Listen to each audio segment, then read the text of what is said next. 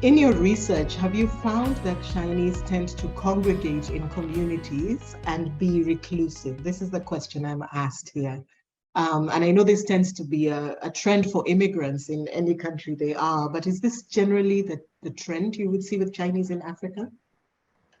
I think the Chinese who are moving as contract workers, as contract laborers for particularly for Chinese construction infrastructure projects, as well as for mining projects, they would tend to live quite isolated on the work compounds. Oftentimes these are fenced. Um, the workers are typically on 1 to 2 to possibly 3-year contracts. And oftentimes, based on the research that's been done on these projects, there's very little engagement with local communities. It's quite the opposite for the independent migrants because most of them depend on local communities for business.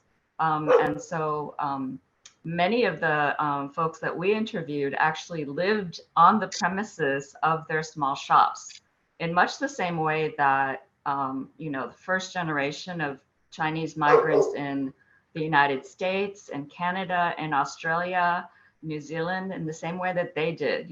I did interviews with third and fourth generation Chinese South Africans, and they talked about growing up kind of under their shop counters, right? And they lived behind the shop in the same premises. And we witnessed a lot of those same kinds of situations, living very frugally. Many of the people who I interviewed in the Free State province in South Africa, they were often the only Chinese in the town.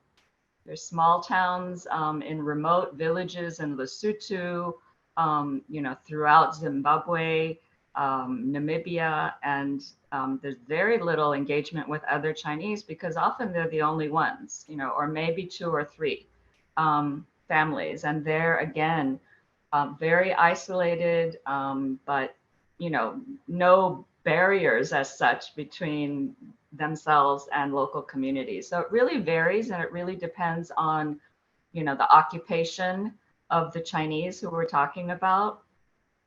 In Johannesburg, it's been fascinating over the last 20 years to watch the development of different pockets of Chinese communities and different pockets of Chinese economic activity.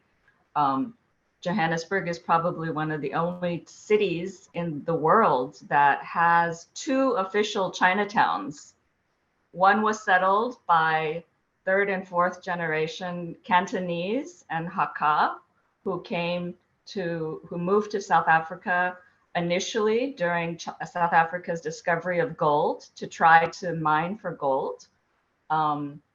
The second Chinatown is mostly made up of newer migrants from both Taiwan and South Africa and China, mainland China. And that was settled in the late 1990s and early 2000s. And now it looks like there's a third area that is dominated by Chinese restaurants and businesses that's established in the kind of further northern suburbs, which is wealthier and has better security. And so these things change over time. And again, a lot of it depends on occupation.